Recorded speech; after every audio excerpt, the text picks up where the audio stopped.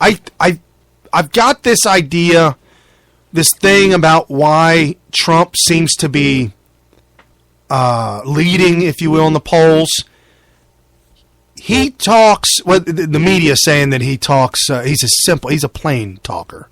Plain man, plain talker. And I don't think that's it at all.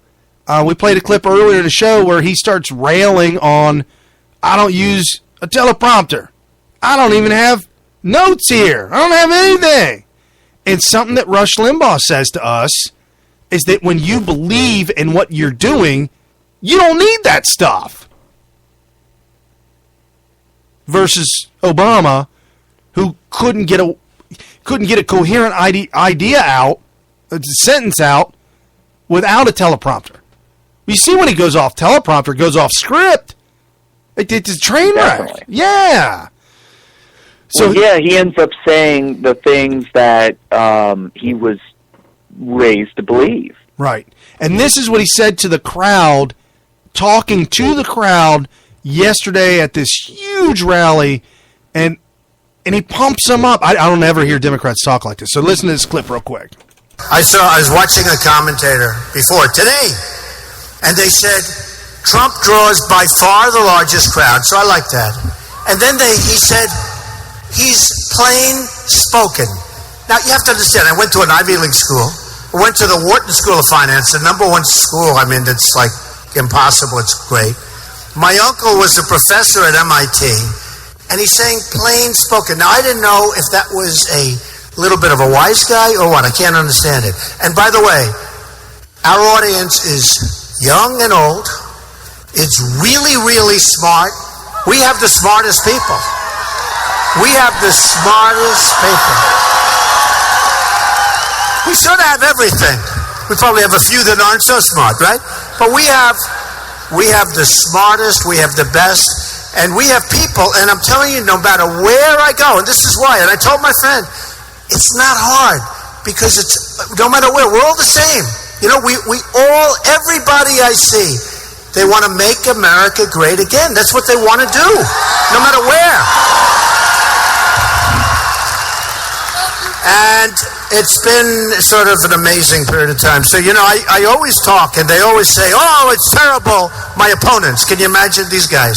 They got 2 in the poll, like Jeb Bush. He's got 2. He said, I shouldn't be talking about the polls.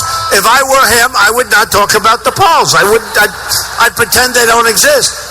Yeah, so I left that in there for a little nudge. But, no, really, did you see how he talked about himself, how smart he was, Ivy League, and then he took all of his,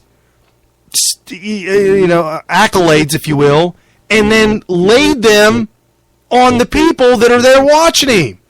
He says, I'm this smart, I've done all this, and you know what? You're smart because you're hanging out with me. Yeah, I give him a lot of credit for recognizing that. And it's not just humility. I mean, it says something. You're also jabbing at the followers of these other candidates, and you know what? They deserve it. How could you follow Jeb Bush at this point? Think of it, you are literally, there's only one or two things you're doing. You're either saying, man, I loved everything under Bush, who was the vice president of Reagan. I'm talking the elder Bush. And then we had his son, and then just everything's so great. I'm this great conservative. I love all my conservative friends and colleagues, and I just want more of what I've always had, and we just got to get Jeb in there and just round this thing all out. It just seems so stupid to me. Right. And then to add to the fact that he's clearly the dumbest Bush that's in politics. I mean, George W. Bush, even though he had the old Southern drawl going there with the Texan accent, that doesn't make you stupid. I know Hollywood loves to do that. Whenever they want to make somebody sound really stupid, they give him the old accent, give him the old Southern accent. He'll sound like an idiot. Right. And so they listen to George W. Bush, and that's how the propaganda works. It gets you, it puts in your head that, when people talk like that, they must be stupid. And if you know people that talk like that, you know that their accent has nothing to do with their intelligence. But anyway, you digress. Right. Well, Hollywood. No, it's stupid. Hollywood's done that for us, though. That's what Hollywood. You know, my wife born and raised out there in L.A., and then she comes here to Anytown, USA, if you will, and all of a sudden she's like, "Oh my goodness, they really are making fun of, just average, regular Joe, hardworking, blue-collared guys who are really cool guys to hang out with."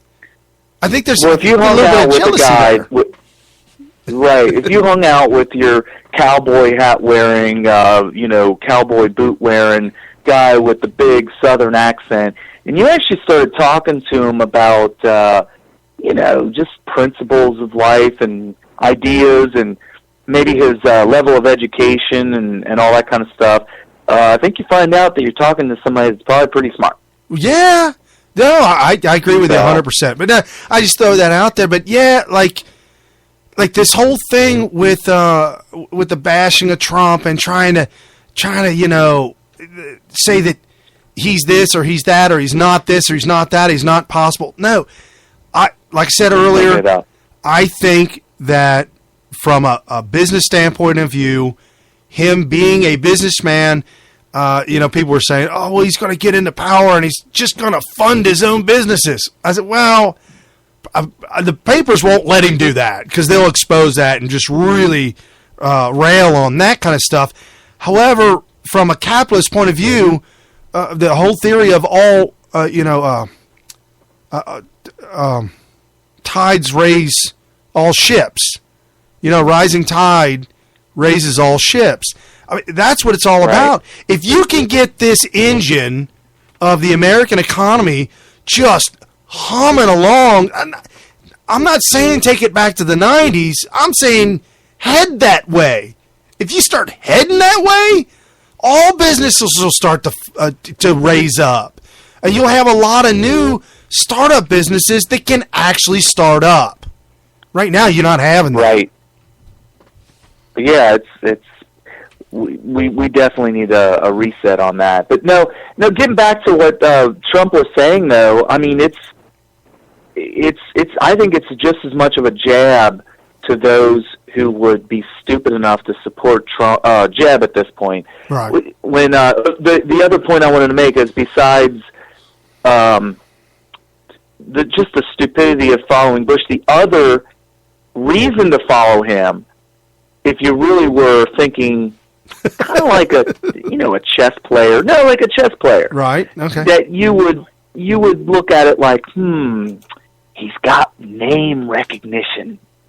And if we can get him on the ticket again, it's going to bring those dumb idiots that voted for Bush that don't know nothing. All they know is they see the name Bush and they're like, "Oh, I remember that name. I'm going to go ahead and check him." And so they're just playing the game, and it has nothing to do with principles or ideology or anything. It's just how do we trick the electorate into giving us the power, and it's just dumb to even go down that road. And so real smart people that are supporting Trump, that Trump like supporting him. I mean, hell, we watch The Apprentice. We know what kind of business dealings. He wants the smartest people, and he will fire your ass if you are not sharp, if you're not on top of your game, Right. Hey, check this out. So, go ahead. Go ahead. Oh, well, no, I was going to round it out by just saying that he likes to know that he is being followed by people who listen to his ideas and understand how it's going to work or why it's going to work and all that. It's the conservative ideology. It takes a little bit of intelligence, at least enough knowledge of history to know that the alternative is just spreading poverty all around, which is a bunch of crap. So Anyway, go ahead. 1992, Eddie Murphy played a con artist congressman in the movie The Distinguished Gentleman, where he ran from the position, the seat that he was running for. The guy had died, and he'd been there forever and ever and ever, and I guess his name was Washington.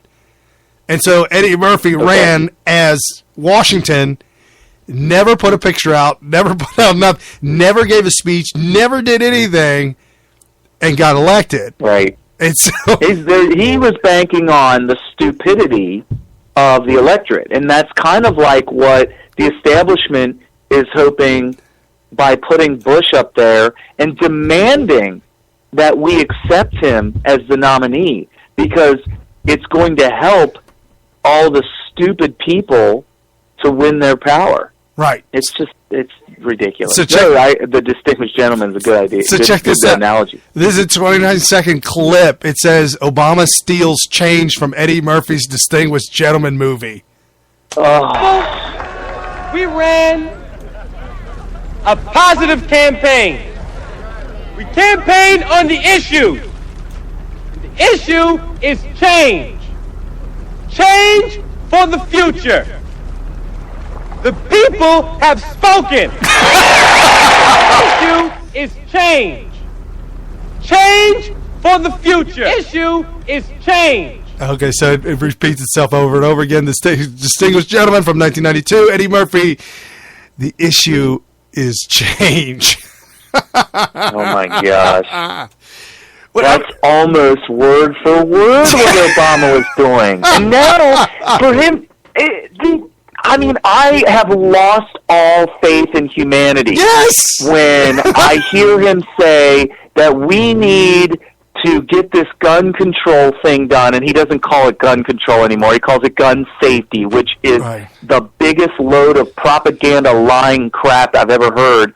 And he just flat out says, make sure that the headline says, it's for the children. Right. Well, we talked about he is the king of demagogues. But anyway. Oh yeah, no. The former mayor of New York, might have been former governor. But anyways, he's out. Bloomberg out there running around promoting a new program, and this was like a year ago. But he's dumping millions and millions and millions of dollars into this program called gun safety. Gun safety. They tried. The very first week that I heard the phrase "gun safety" used in a speech, and it was the same week that there was a big mass shooting, I noticed the pattern immediately that they've changed the narrative. It's no longer gun control. It's got to be gun safety. Because I know what they're trying to do. They know that the left, that's all about gun control, is going to either notice that it's changed and think it's brilliant, or not notice that it's changed and not change their mind, right? Right. But what they're hoping for is that the right will look at it differently. They'll look at, they hear gun control, and they're like, oh, you're taking away the Constitution, which is true. But then they hear gun safety, and they're like, oh, well, yeah, who's against gun safety? We're all for gun safety. Yeah, I like that. I like the idea of gun safety. Let's do this. He calls it, Bloomberg calls it, every town for gun safety. It's an American, it's a nonprofit organization that advocates gun control. Every town. They're literally going to steal the Second Amendment away from the people without knowing what's about to happen by saying, we need safety regulations. Come on. They said that this... And the first thing we're going to do to keep you safe is to confiscate all the guns, of course. Right. They said this organization was put together in 2014, probably because the other two organizations they combined to make this one probably got some bad press. The one was called Mayors Against Illegal Guns and Moms Demand Action for Gun Sense in America. I know it's a long word, but that's what it was. Those two came together with Bloomberg and his money to create Every Town for Gun Safety. Gun safety. Yeah, they're definitely. They're like, we got to change the what's the phraseology or whatever. I don't even know what they call it. Well, but clearly, gun control has become a toxic phrase. Right, and if they start changing the words so much and so often, you won't keep track of it. You won't really... It's like they're running away from badness, and if they keep running with new words and new terms and new things, then you'll never catch up to them. So, is it grammatically correct to call it women's suffrage because it almost sounds like the opposite. We need to stop women's suffrage. Completely stop it. Remove it from America altogether.